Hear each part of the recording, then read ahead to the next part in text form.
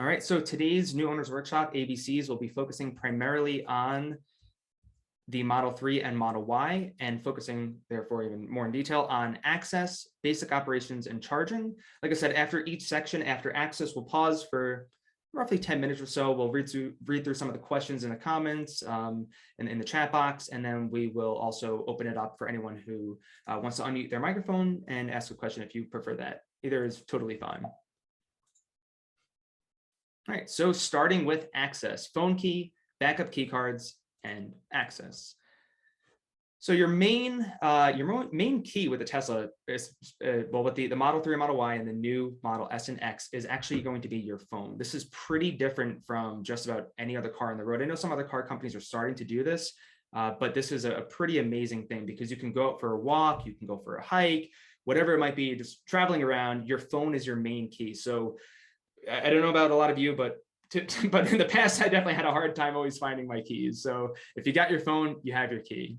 So just walk up to your car with your phone in your purse, your pocket, whatever it might be in your hand.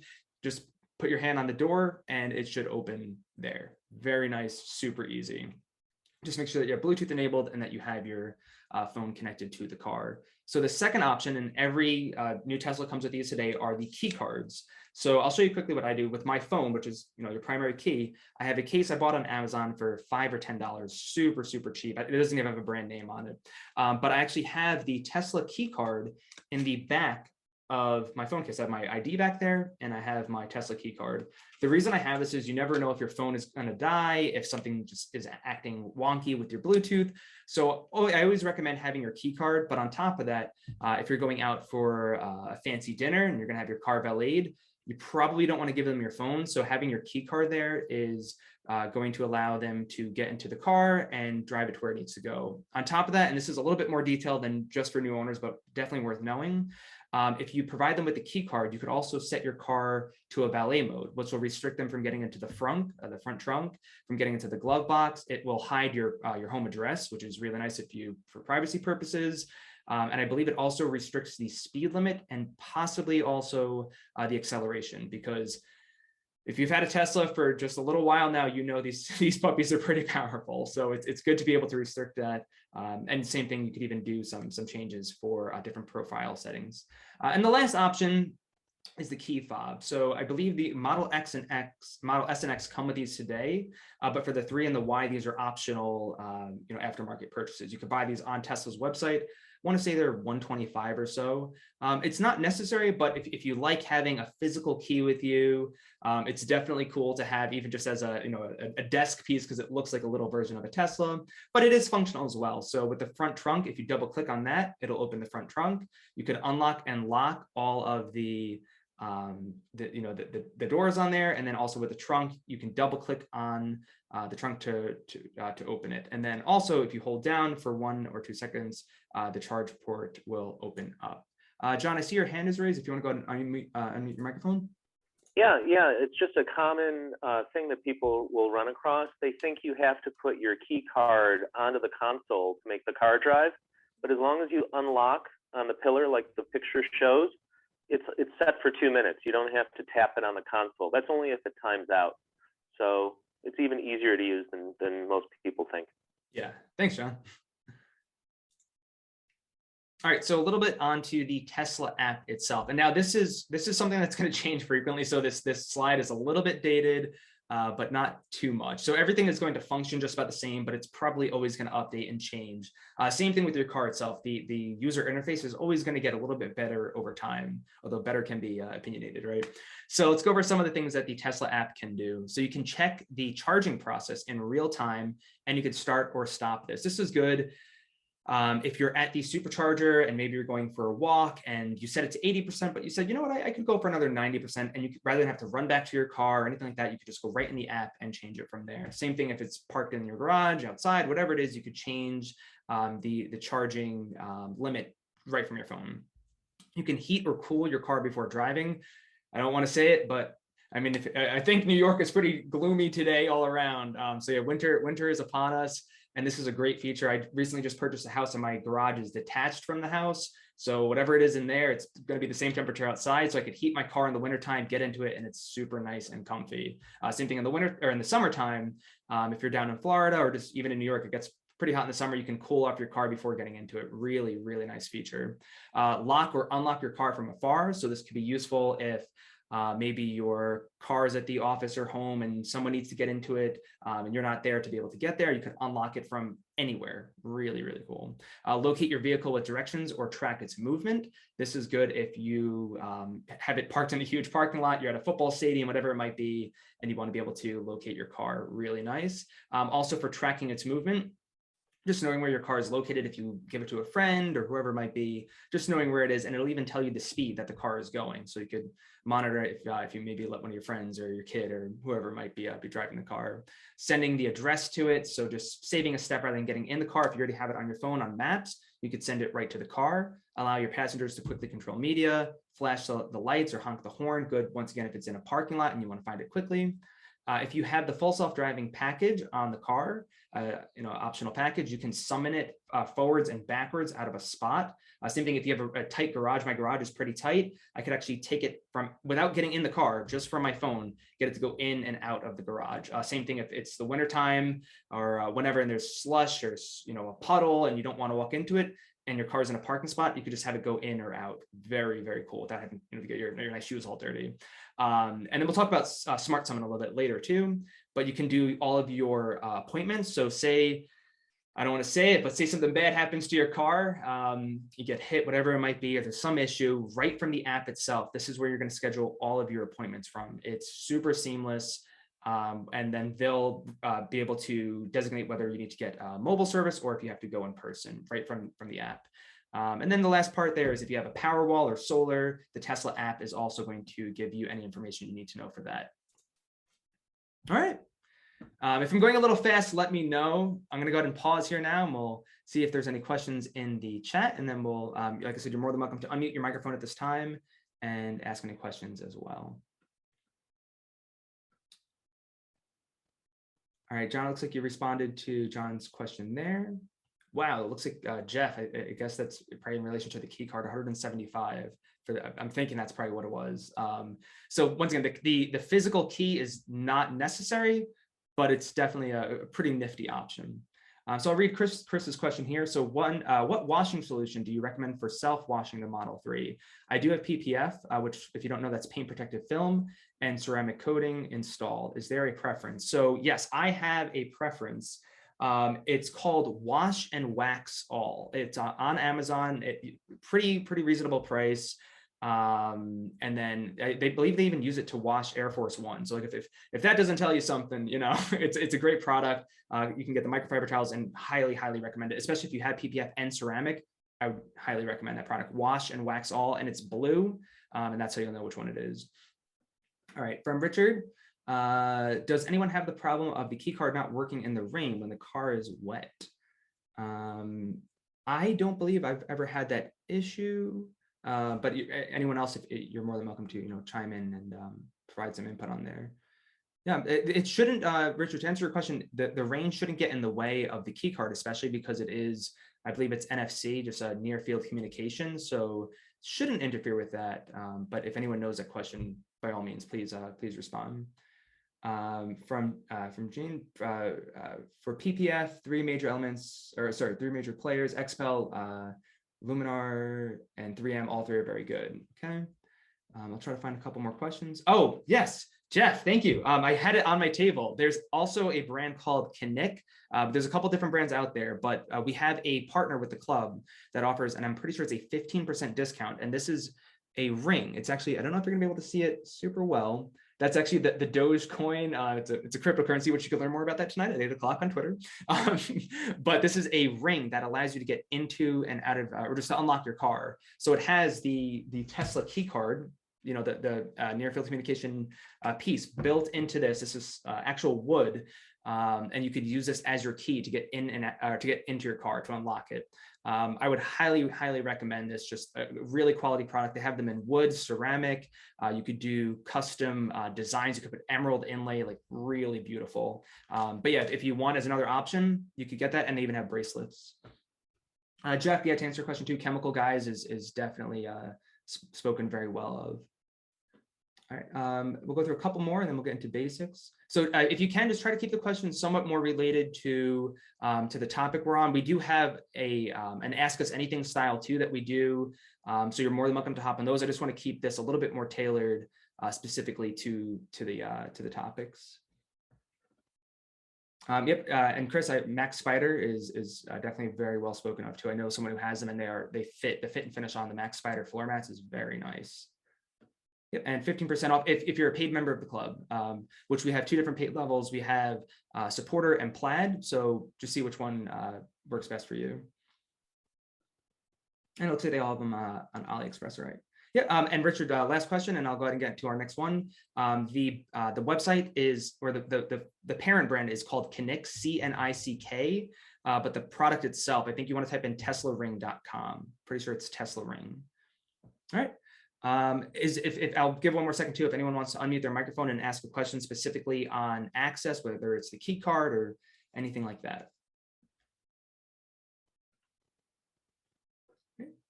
All right, let's go ahead and get on to the basic operations. And yep, Jeff, you can also order it on Amazon. I don't know if TOCNYS sells their product on Amazon, but you can also buy the Tesla Ring there. All right, let's get on to the basic operations. This is going to be a little bit more meaty of a topic here. All right, and like I said, this is specifically focusing on the Model 3 and Y, but we should be getting, hopefully, getting something somewhat soon for the S and X for the new refresh. All right, so I'll go ahead and point them out and just discuss which ones they are. So the door open button is on the left, and each of the buttons around the car, and I don't know if you can see it on your end, but they actually have a little icon of the car with the door on there.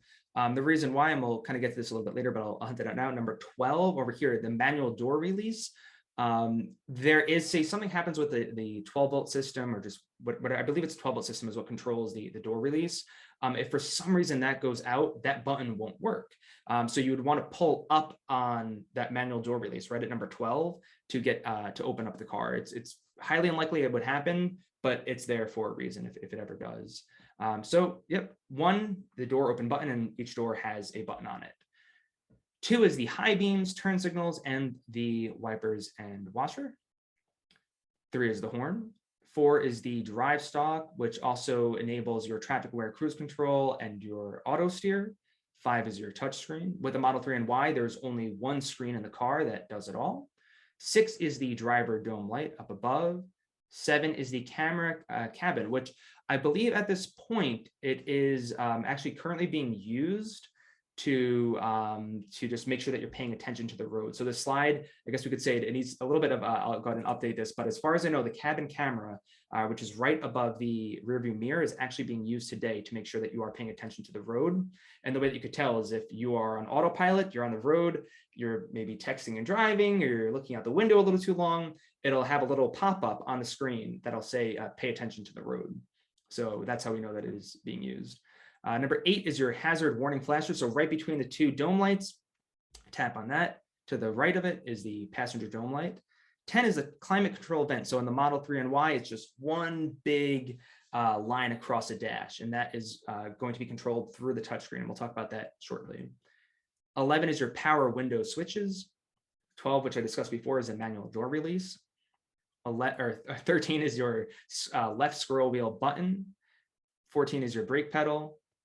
15 is your right scroll wheel button, and each of these scroll wheel buttons will do different things based on the kind of the page that you're on. So if you're setting up your mirrors, or you're moving the steering wheel forward, backwards, telescopic steering wheel, you can actually control that using this the little scroll wheel buttons. Really cool. But mainly it's used to control your media. So raising the volume, lowering the volume, skipping a track, going back a track, for different media purposes.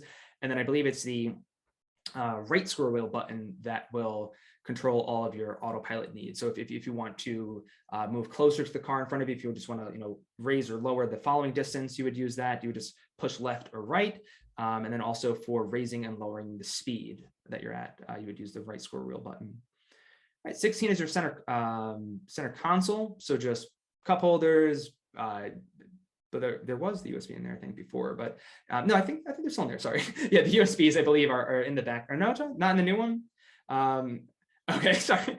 So I believe the USBs are still under there, but I'm not totally sure. I don't have, mine is a December 2018. So but I believe the new ones still have USBs underneath in there. But yeah, you have wireless charging now. If you have one of the newer Model 3s or Model Ys, very cool, built in. It's a very clean design. And 17, lastly, is your glove box. So to get to that, there's not a lever, there's no keyhole or anything like that. To get into that, you're actually going to use the center screen. And like I said before in the beginning, another big pro of that is that if you have a valet driving your car, you can have that glove box locked, and unless they get in there with the pry bar, they can't get into it. So really cool. Oh, John, go ahead. Yeah, and you can also use the voice command, open glove box. It's amazing what you can do. A lot of different commands that you can use. Just hold down the right scroll wheel with your thumb, just depress that right button and say open glove box. Yeah, I would say there's got to be well over 150 commands, right, John? There are a ton. If there's something that you could do with the car electronically, not manually opening and closing the doors, but you could do just about anything through the voice command. So, we might think, oh, it's really dangerous. I'm driving. I have to go through these features to open my glove box. Like John said, bloop, open glove box, and you're good to go. Super, super easy, super safe. All right, so let's go ahead and talk a little bit more about the center screen itself and what you can do on there. So one is your car status, and this is going to change whether you're in park or drive. If you're in drive, this is where your speed is going to be displayed. If you're on this call and you don't have a Tesla yet, big word there is yet, because you're going to have one someday, most likely. So this is where your speed will be shown. And what's really great is a lot of people might freak out and say, my whole life, I've always had the speedometer right in front of me. Can I do this? Is this safe? I found truly that it's safer because you're able to see it much easier just using your peripheral vision. The steering wheel doesn't get in the way. If you have a Model 3 or Model Y, you obviously you know how it is, but it takes no more than a week to get used to, and it really is much better in my opinion. But yeah, so this also show you if there's any driver warning messages, they'll come up here. Same area where it'll show you, once again, if you're not paying attention to the road or you don't have your hands on the wheel when you're in autopilot, it'll give you a little warning thing there. 2 is your card. So this is going to show you your seatbelt reminder, your trip mileage, your TPMS sensor. So you'll put your finger on the card, and I believe you swipe left and right to get from one card to the next. So if you want to see your total trip mileage, I believe you swipe from left to right, and then you would scroll up and down once you're in that card to see how many miles you did for this trip or since your first drive. So pretty cool. Everything is just right there all the time. So just swipe through them. 3 is your vehicle controls and settings. So this one is very in-depth, and we could probably do a whole webinar just on that. But this opens up everything that you want to change with the car is done in 3 as far as vehicle settings. So whether it's autopilot, Sentry mode, so a lot, pretty much all of the main vehicle settings are in 3, and you just tap that to get into there. 4 is your media player. So for getting into this, once again, pretty much all these buttons you could tap, but some of them have little special features where, so if you put your finger on it on 4 and you raise it up and down, it'll actually change how big the display of that section is on the middle of the screen. So each one will change. So yeah, you can play around with that, but either just tap it or you can put your finger on it and raise it up and down. It'll change how big that display is when it's on where the map area is. All right, 5 is the rear facing camera. You can also drive with this or you could have it on while you're in drive. It's a nice little safety feature if you're merging onto the highway.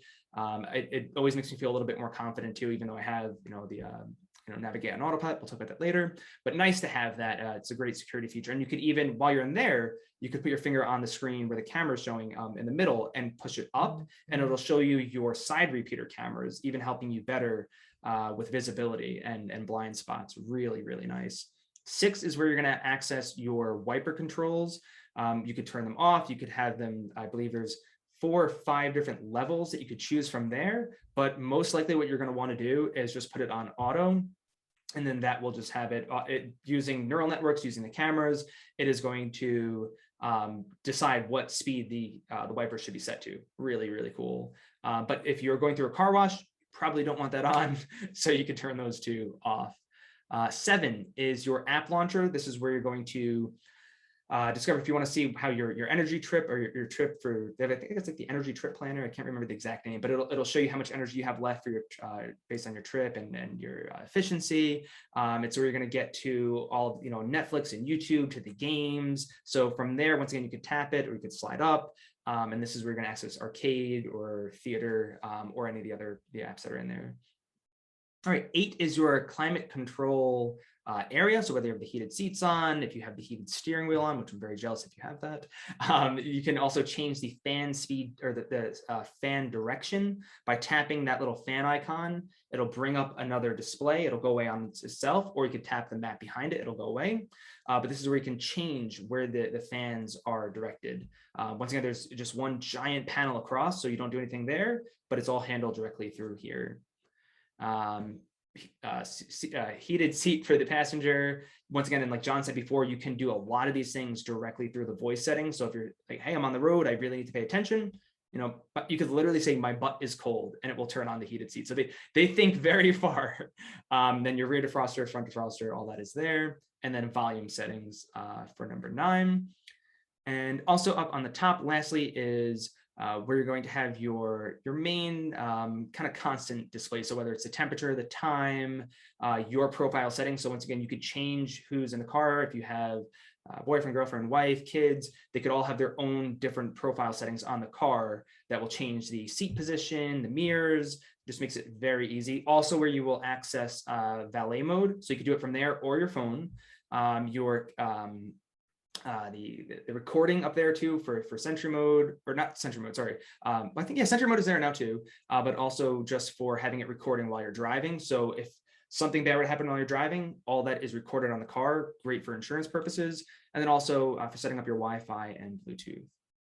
So a lot there, and much more too, once you get into looking at everything that's in 3. Oops. All right, good, we're on the next slide, cool.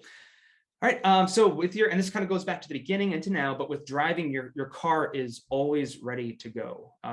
You don't have to do anything. You just get in the car, unlock it, get in the car, put your foot on the brake pedal, put it into drive, and you are off. It could be a little weird at first if you're used to getting into the car, putting the key in, hearing the engine, what is it, the engine starter? I can't even remember the terms anymore. But it's pretty amazing to think that you just get into the car, foot on the brake, put into drive, and you're off. Very, very easy.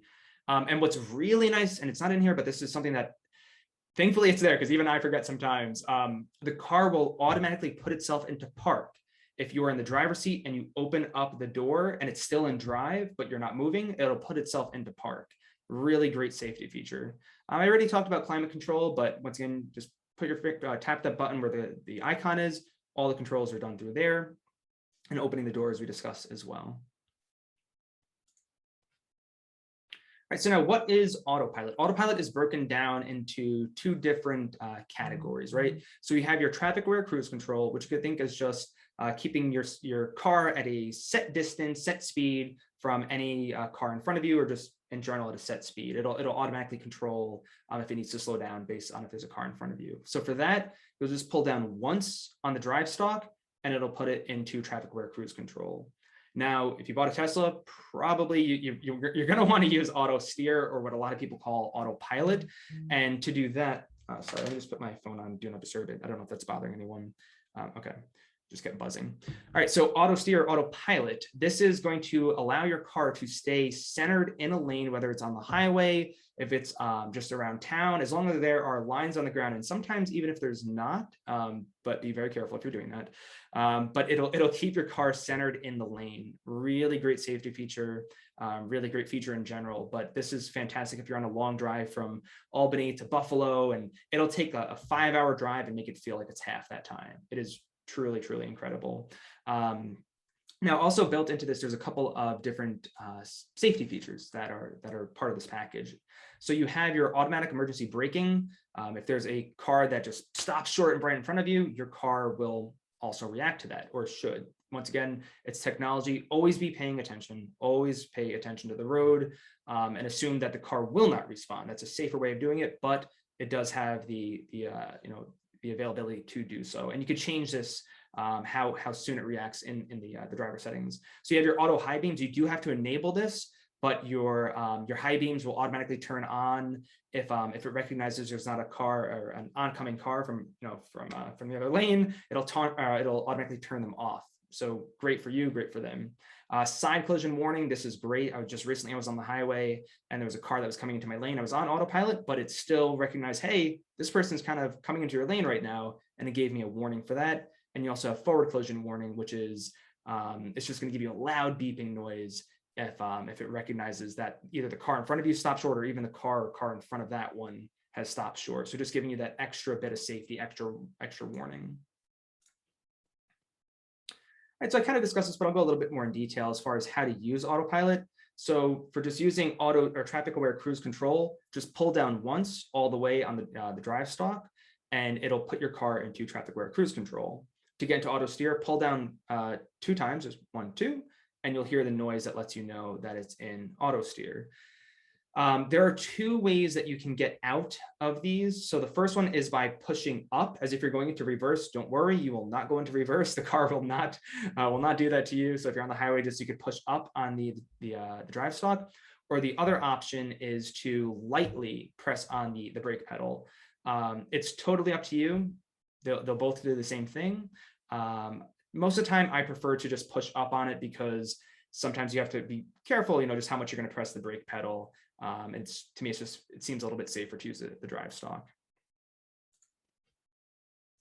All right, so on to, John, go ahead.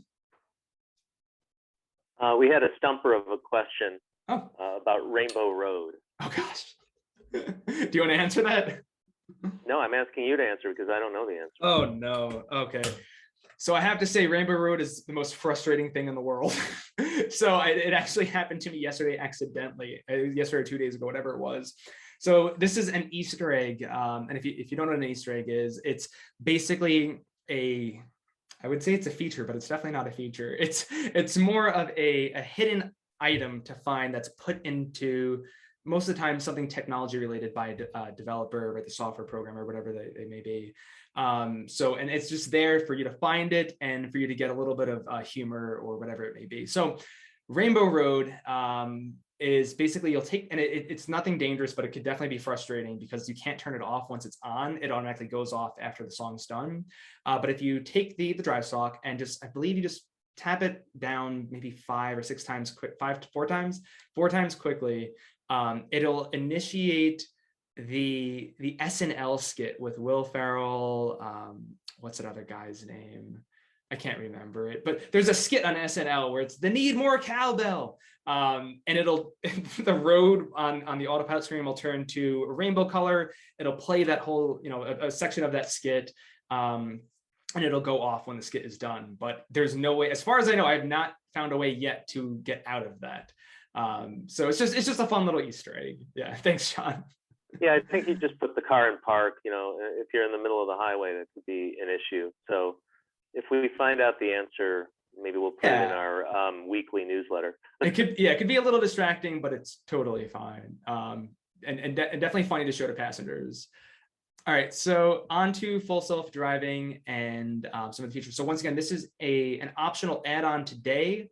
As of right now, it is $10,000. This is something that has just gone up over time. And from what we know from Tesla, this is just going to keep going up. The reason why is it will keep getting better, right? So as of today, there's a couple features that are there. And in the near future, this is something that is really planned to, you get in the car, you say where you want to go, you're there. You just take a nap, whatever it may be. But that is not where it is today. So I want to be very clear on that. So full self-driving, there's a couple features that are right now, some that are in beta. And then, like I said, there's the plan for the true definition, full self-driving. So, all right, so navigate on autopilot. If you're on the highway and you initiate autopilot and you have full self-driving purchased, you have navigate on autopilot enabled, you have to go into the setting of autopilot and enable this. It'll go around cars that are slower in front of you, which is really great. If you put your turn signal on, it'll automatically change the lanes for you, which is really nice, because if you don't have that, it's not the worst thing in the world, but you have to deal with turning autopilot off, putting it back on. So, but pretty cool to just be able to put the turn signal on, and the car's using the cameras, the ultrasonic sensors, radar, all these different hardware pieces to successfully do what it needs to do. Once again, though, and I want to remind everyone, always double check. You can become very complacent because the software and the hardware is so good, but for your safety, always check that there isn't a car in your blind spot or whatever it may be. So that would be my big piece, in general, is always check for your own safety. But it is phenomenal, and I've never really had a problem with it. All right, so now you have smart summon. So if you're in a parking lot, there is a certain distance that it'll go to for safety reasons. But if you're in a parking lot and it's raining, or maybe you're handicapped, you had an issue, something happened, whatever it might be, you can actually have your car leave the parking spot and come and pick you up. No one has to be in the car. You just go on your phone and it comes to you. It's really weird. So it's something that I personally don't use too often. I guess I just don't go out enough. Or I just park. I also park really, really far away from everyone. But you do have to be within a certain radius, and the car will leave the spot and come to you. And lastly, as mentioned, there's a the end all with the program, which is for the car literally to just you get in it at your house or wherever you might be, and it drives you to your destination. Nothing involved. Just get in the car. It does everything. As of today, there's about, I want to say there's a few thousand beta testers that have something called full self-driving beta. And this is basically a very early program, I guess. I don't know the best words to use here, but for a couple of different Tesla owners to be able to test out the software, provide feedback. But as of today, it does a pretty good job. You could just go on YouTube. We even have a couple on our YouTube channel. Just type in TOCNYS on YouTube and you could watch them. But of the car just driving around, and there's a lot of times where it can do 15-30 minutes at minimum of a drive with no interventions or disengagements, meaning it's pretty close to full self-driving. Really amazing. All right, let's go ahead and take a pause here. John, I see your hand, the raise hand icon is still up. Do you mean to have that on? Okay. All right, so let me go ahead and make sure. I want to get back if there's anything, I don't want to miss anything here. Once again, you're more than welcome to unmute your microphone. I believe that is in the bottom left, probably where it'll show that. Or you could just use the chat box if you'd prefer. I'm just going to try to go through here. Okay, I think I'm all caught up. And John, thank you for helping out in the chat too. Appreciate that. Yeah, can you hear me? Hi, yes, Gary. How's it going? Real quick question about the safety score. I'm doing it now. I'm on my 4th or 5th day. I've got 98. How many days does that go? So do they sample 10 days, 20, 30? From what I know, they're going to keep that going. So they're letting people in based on this. So if you're a 98, you are in a good place, very good place. Okay. I believe they just let in a ton of the 99ers. The people who had a 100 were let in 2 weeks ago, I want to say. The people who had 99 were just recently let in. So if you have a 98, I would expect, I could be wrong here, but I would expect maybe in a week or 2 weeks that they will open it up to the 98ers. It could be more, it could be a month, but from what I'm seeing, it seems like they're doing about which there's a joke in the Tesla community about 2 weeks, because Elon always says 2 weeks. But I would honestly expect it could be close to about 2 weeks before the people who have 98 are let in. If they're not already, they might. John, would you happen to know, are people with 98 in or not yet? I wouldn't know. I've heard of 99s being in. Okay, yeah, I know 99s are in, 100s are definitely in. So realistically, what happens is, as long as you can keep it at that 98 or even higher, right? You can get it to be better. It shouldn't be too long before you get the beta. Okay. Yeah, so you should be. Yeah, it should be right around the corner for you. We have a couple of questions on winter tires. I don't know if that's related, but you might want to. Yeah, we can go over those. Are we all caught up besides that, I think? Thank you. You're welcome, Gary. Okay, let's see a little bit more. So yeah, as far as winter tires go, so there isn't a section in here. We really should probably have something soon. I could see if there's another club that might have some material that we could borrow. So, but yeah, specifically on winter, there's so much to learn about these cars in the winter, but a lot of it is it's all good, very good stuff. So being that our cars there's no gas engine, there is instantaneous, I think it's called torque vectoring. I am not software or hardware. I don't know that much about this kind of stuff, but it's called torque vectoring. And basically what the whole beauty of an electric motor is that it can instantaneously provide torque or not, right?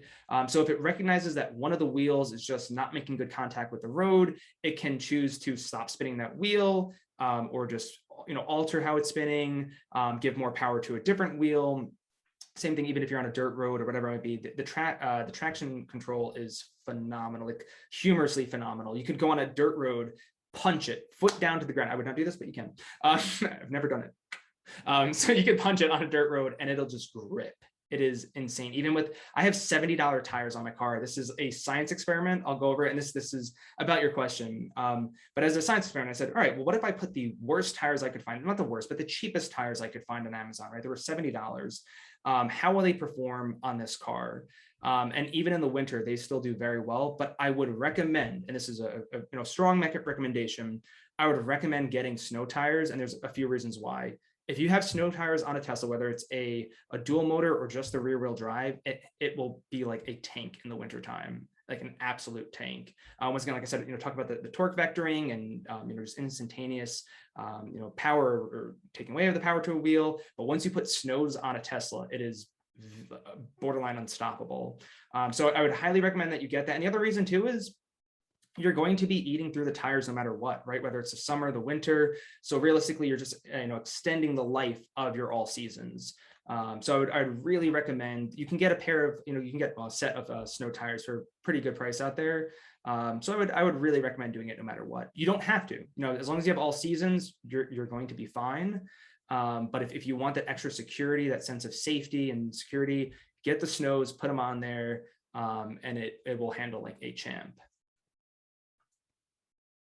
All right, let's see if I can find a couple more questions. Actually, I saw this one video not too long ago where I think it was a Ford Escape, it might have been, and they put all seasons on one of them, and they put snow tires on one that was rear wheel drive, and the rear wheel drive one handled significantly better than the one with the all seasons.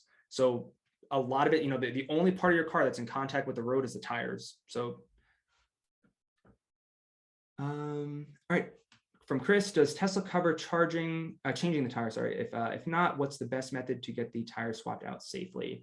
So you would want to, depends on where you live, right? But there are Tesla certified shops. So you would most likely want to go with one of them. But I go to Mavis actually for a lot of my work. I've just gone to them in the past. I like them.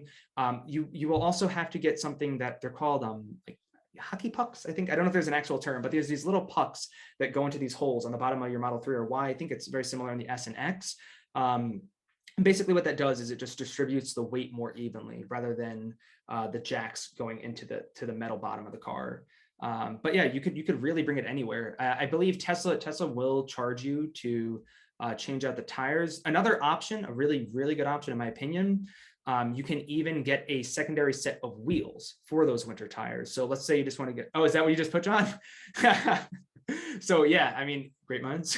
But really great option is doing something along those lines, which is get yourself it could be you could always upgrade the wheels that you have today. So if you have the 18s like me, you say, all right, these are okay, but I want to get something really nifty, some cool looking wheels. You could always upgrade your all seasons, right, your summers, and then use those 18s as your winter tire wheels.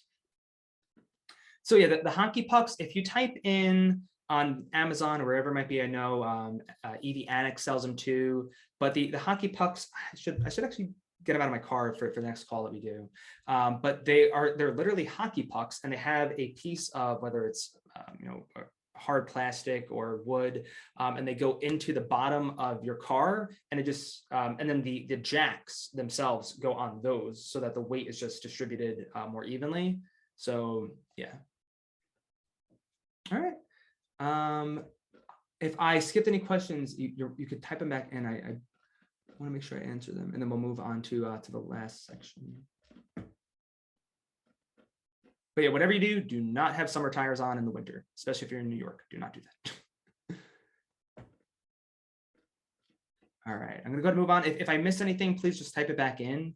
And once again, it helps if you use the Q just to preface it that way.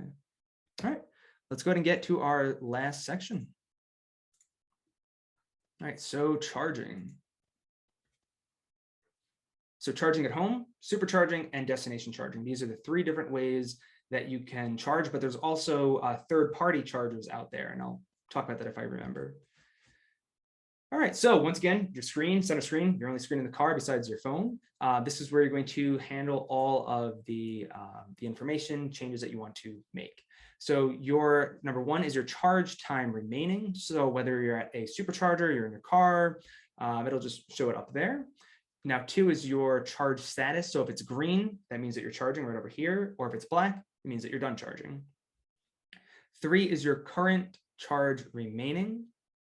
So just how much charge you have left, how much battery. Cool little feature. I really like it because I prefer to use miles. Some people like to use percentage. If you tap where it says 172 on there, where it shows your range left, you could tap right there and it'll change it right away to percentage. In the past, you had to go into the settings, tap where that little car icon is on the bottom, and you would change it from there. So it's a nice, easy way if you just want to change it. Like, yeah, let me see what it's like driving with percentage, or kind of at 10%, how much miles does that transfer to? Tap it right there, and it'll tell you right away. If you want to bring up this page quickly, tap the little battery icon there. Anytime you want, it'll show you that center, that large display there. All right, 4 is your charge current. This can be helpful if you're at home and maybe you need to limit it to 32 amps. Maybe you get 50, but you want to limit it to 32. Even if you're at a third-party charger, I believe you can still limit it, which there's a couple of reasons you might want to do that. I won't go into that, but nothing bad or good, just mostly just personal choice. So 5 is your scheduled departure, and this might be a little bit different today. I can't actually remember. It's not a feature that I use too often, but you can also now with the new update in the app, you can do the same thing as far as scheduled departure and preconditioning. So that could be helpful. Let's say if you want to charge at off-peak hours and you just want to have your car say, okay, I want it to start charging from 10 p.m. and stop at 8 a.m. I want to get ready to leave at work at 8 a.m. It'll charge at those off-peak hours. You just plug it in when you get home and it won't start charging until you have it, until it reaches that set time that you want to go. 6 is your last or current charging session. So kind of like on a taxi cab where that number keeps going up. Down here, if you're at a supercharger, it will right there, it'll tell you just what this trip is costing you. And if you have a gas car too, you will know that it is super cheap to charge a Tesla. Super, super cheap, especially if you do home charging. All right, so the last one is 7. So this is just your current session status. And this is just going to show you how much time remaining, just a little bit bigger. You can also tap where it says set limit and move that little bar. Let's say, here's another thing that's really great for new owners that you'll want to know. From about 5% to, let's say 60%, 70% is when your car is going to charge the fastest at a supercharger. Even from maybe 5% to 50%, it is going to charge super, super fast. It'll start to taper down. So that the higher up you go in that battery percentage, it'll start to taper off a little bit. This is done to just protect the battery cells. So realistically, from 90 to 100%, it can be very slow, and it's really just unnecessary to have to charge that high. So if you're at a supercharger and you set it to 100% and it says 55 minutes and you go, oh my gosh, I can't wait 55 minutes, try lowering it to 80% and it'll probably cut that potentially in half or quite a good amount. But another great thing here too, and this is not built in, I'll just quickly talk about it. When you want to navigate from one location to the next, you can you push the button and say navigate to wherever you want to go. It has a built-in trip planner that will automatically tell you what charger you need to go to, how long you need to be there for. And oftentimes you're only at a charger for about 15 minutes, 20 minutes. Sometimes it could be more depending on, how far the distance is between that charger and the next one. But the truth is really, you don't have to charge to 80%, 90%. And it's much faster if you don't. But you still can, totally personal. All right, so now you're different for charging at home. So there's a couple different options that you have with this, right? So you have your wall connector and your mobile connector, but I'll talk about how to open the charge port first because you have to open the charge port to charge the car, right? So a couple different ways. You can use the touch screen to do this. You can do it on the phone itself. You can go over to the car and just tap somewhat lightly on where the charge port is. It'll automatically open up. And the last option, which is really cool, you can use there's a little circle on the charging cable, the little wand piece, whatever it's called. There's a circle right on there. You tap that and it will automatically open up your charge port for you. That's just the easiest way. Same thing whether you're at home or the supercharger or a destination charger, push that button and it opens it up like a magic wand. Also, I guess there's another option, which is you could even use the key fob, hold down on the rear trunk button for 1 to 2 seconds, and it'll open up the charge port. All right, so let's talk about your charging equipment. So every Tesla comes with mobile connector. For me, I have used this exact setup here, the regular, 110 wall outlet piece for almost 3 years now. It's worked for me. I don't have a long commute at all, but even when I've taken long drives, it works most of the time. But what's really cool is you'll notice how this piece is not connected, right? It has interchangeable, outlet pieces. I don't know if those are the right term for that one either. But you can put a NEMA 1450, which is typically what you might use for a drying machine, right? Washer dryer. I believe it's a NEMA 1450, but with that, you're going to get about 28 miles per hour of charging. So with just the mobile connector that it comes with, I believe the adapter is, I could be wrong. I want to say it's $25 or so. I could be wrong on that. But that saves you from having to get a wall connector if you don't want to get that. Totally optional, right? So once again, the most that you're going to reach is about 28 miles an hour. And that's for every hour that your car's plugged in, you're going to get about 28 miles an hour or 28 miles per that hour that it's charged. Your other option, and this is a more expensive option, it's a more permanent option, but you can buy a wall connector.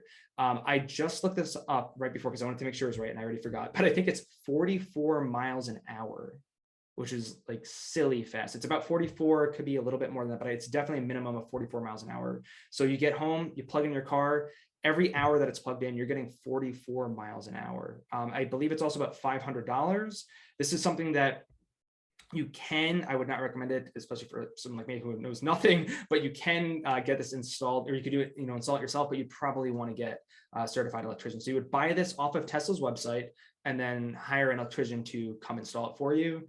Same thing with the mobile connector. If you do decide to get a NEMA 1450 adapter, because this is a little bit less of a permanent thing. If someone buys your house, this is a great feature to say, hey, my garage has a NEMA 1450 outlet. It's EV ready. So this is even a selling point when you're going to sell your house. Or you have friends come over with a different car. Maybe they have a Nissan Leaf or Chevy Bolt or Kona, right? And it's a little bit more expensive than just charging a phone, but still fairly cheap. But they would be able to plug in. So you have different options here.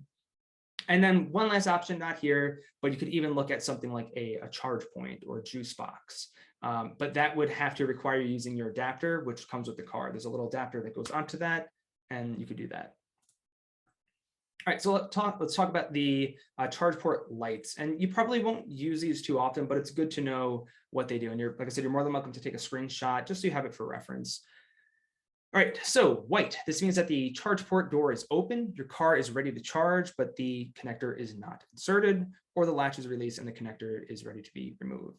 Solid blue means that your car detects that a connector has been plugged in. Blinking blue, the car is communicating with the connector. Either it is preparing to charge or a charging session is scheduled to begin at a specified future time. Solid green, your charge is complete. Blinking green, charge is in progress. As your car approaches a full charge, the frequency of the blinking slows. John has mentioned in the past, this is great if you're at the supercharger. Let's say that all of the chargers are in use. Maybe it's only like a 6-stall supercharger, right? And all of them in use, and you're like, oh, which one do I wait for? How does this work? I mean, you could just keep an eye, right? But if you go over to the car, it'll show you that blinking icon. And if one of them is blinking very slow, that person's charge is almost just about done. All right, so solid amber, the connector is not fully plugged in. Realign the connector to the charge port and insert fully. Blinking amber, your car is charging at a reduced current, meaning AC only. This could be, for a number of different reasons. So now red, this is the one that you don't want to see, but there are a couple of pieces of input that I'll provide that should help you out if this ever happens. So red just means that a fault has been detected and charging has stopped. Check the instrument panel or the touchscreen. So most of the time, I would say 95, 99% of the time, I don't know, 100% of the time, or I can't say that, right?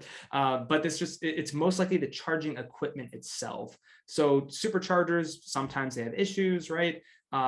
If you're at a supercharger and it's not charging and you go, oh my God, no, my car's not working, something's wrong, just try to go to a different charger, plug it in, and you could even send us an email. On our site, we have a page on it's under, I believe it's under charging, under adopt a supercharger, and you could send us information and we could send it right to Tesla and get that resolved very quick. But most of the time they know if it's a software thing, it's already not charging, they already know that there's an issue. So if you're at a charger, you see that little red icon, or just in the car itself, it'll just say charging stopped. Just move over to a different stall and give that one a shot. All right, so supercharging. If you are traveling, this is the way to go. You can get potentially realistically just about anywhere. There may be some places out in the Midwest where it's a little sparse, but anywhere in New York, you really won't have a problem. I just took a few months ago, I took a trip with my cousin to Mount Desert Island up in Maine. I was really scared. That was a long drive. I don't know the area. But like I said, I got in the car, navigate to wherever it took me to. It does all of the thinking for me. It's really, really nice. But yeah, so there's 2,000 supercharger stations with over 20,000 superchargers, and this is the way to go.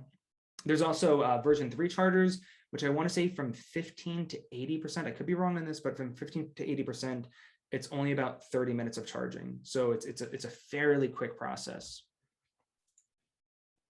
All right, another option is destination charging. So once again, when I was up there in Mount Desert Island, there were a couple of nice fancy hotels. Sadly, I was not at them, but for their guests, they had destination charging. So just as a nice a nice incentive for those businesses. And if you're a business owner, you could do something like this too. But at their hotels, they had the destination chargers specifically for hotel guests only. And then you just plug in. So overnight, you get to your destination, you plug right in. Really cool. It could even be a shopping center. So if you own maybe a small shopping center, you could also get these installed, and it's great incentive to bring people over to your business. So yeah, and these are basically just the wall connectors. I'll pause here. We have one small little section after this, but I'll go ahead and pause and we'll talk about charging. I'll try to get all caught up here to the best that I can. And once again, you're more than welcome to unmute your microphone and ask any questions as well.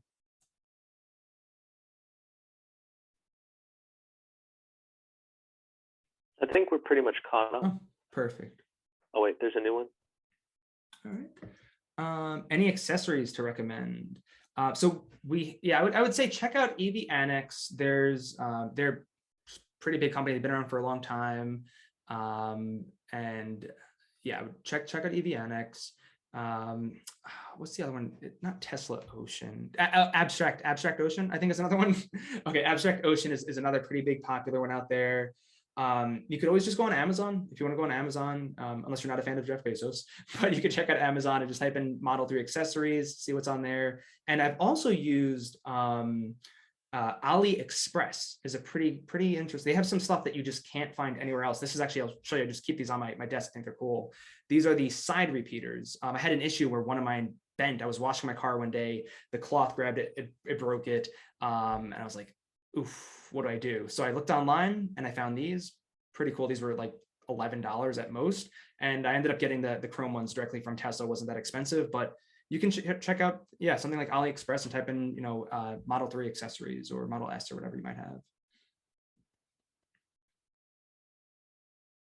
From Stephen, do you recommend Smart Charge New York for home charging? Yes. You can connect your Smart Charge rewards account. So yes, we actually just, if you want to, we have a recording of it on our YouTube channel. I want to say it's probably about an hour long, but they'll go over everything in detail. We had Sherry Logan from the Smart Charge program come on. She did a phenomenal job with her team talking about it. But yeah, sadly, I love upstate New York, but sadly I live in upstate New York where we don't have Condon, we have National Grid. So there's really not a great incentive. But if you're in the Hudson Valley region, so Westchester County, also in New York City, the 5 boroughs, or if you're a Con Ed customer, basically, you can sign up for the Smart Charge New York program, and you literally get paid to charge your car at off-peak hours. Like it is, and it costs nothing. Like you don't have to pay for it as long as you. And what's really nice is you actually don't even have to live in the Hudson Valley. So as long as you're charging there, so let's say you are from Long Island, but you go to New York every day, and you do have to charge it off peak hours, so you can't do it. It really won't benefit you if you're going to work in the day and you're plugging in. But it's really good. Yeah, Chris, I'm right there with you. Right there with you. National Grid. There are different incentives. Actually, I'll give you one sneak peek too of something we're working on. There's a company called EV Energy based out of the UK, and we're starting a partnership with them. So for people like me, for Chris, National Grid customers, no real incentives. They actually pay their users, their app users, to charge at off-peak hours. So even though we don't get the benefit of someone like Smart Charge New York, with their program, we'll still get benefits. Really cool. So we're in the early stages of that partnership. So something to keep an eye out for. All right. Yeah. Check out the just on our YouTube channel. It's probably the third one there. So just type in Smart Charge New York, or just scroll through the most recent videos. Yep, John recommended the screen protector. Really nice to have too. Yeah, cool. All right, let's go ahead and get to our last section. And it's a pretty small one. All right, so for the wrap up. So your car gets software updates just like your phone, your laptop, computer, TV, everything gets software updates. I think I even know people, one of our founding members with the club, Harry, out in the Rochester area, he has an oven that gets software updates. Like, how cool is that? So everything gets software updates now. This is something you'll probably want to take a screenshot of. I won't go everything in detail, but I'll pause here for a little bit, let you take a screenshot of this. But this is all of your different recommended maintenance, and big word at the top, recommended maintenance. And a lot of this will just change on driving realistically, right? So your cabin air filter, if your car is parked outside, maybe exposed to the elements a little bit more, you might need to change it maybe every 6 months, every year. It totally depends. I really don't even use my air filter very often. I love driving with my windows down. Even in the winter, I give them a little cracked. So this is totally going to depend on your driving habits, how much you drive, right? All these different things. Tire rotation, balance, wheel alignment. If you have a lead foot, you might want to replace that every, half of what it says, right? Or to rotate them, half of that.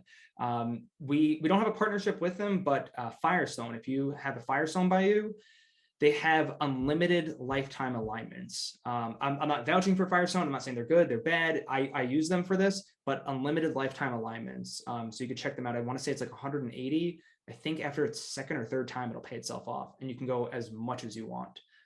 Pretty cool. So I have to get that done. I haven't done mine in a little while. So, but really great to have. You buy it once, as long as you have that car, you just show up, you're good to go. Brake fluid, your air conditioning service, and winter care. I recently replaced my own cabin air filter. Get it done through Tesla. It is a headache. John, yes? Yeah, I just want to emphasize the winter care one. If you are in a salty climate, absolutely schedule either mobile service, they can do it, or in the service center to check and lube your brake calipers. On a Tesla, you don't always use the brakes quite as much because of the regenerative braking.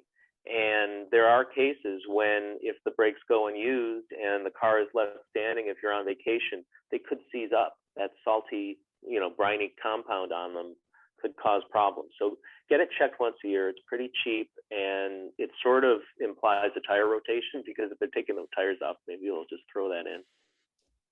The mobile service people are honestly some of the greatest people out there. If they show up, there was something that I had something with my car recently. It was a very minor thing, but while they were there, they said, "Oh, there's actually this other thing. We just want to, it's like a preventative thing with the car. Do you mind if we do that now?" I said, "By all means, go for it." They are really great. I can't speak on behalf of all of them, but every experience I've had with mobile service, they're just phenomenal people. Really cool. All right, so for additional resources, we're actually in the process of launching a brand new website. If you're not already a member, make sure you go ahead and sign up. It'll automatically transfer over your information for you. You'll just have to sign back in onto the new website when we get there. But if you're not a member, go ahead and sign up today. It's free to join. We have forums on our site. You could always just speak with other members. You come to events. So great place for any questions that you might have. But also on Tesla's website, they have some other additional resources for you to use as well.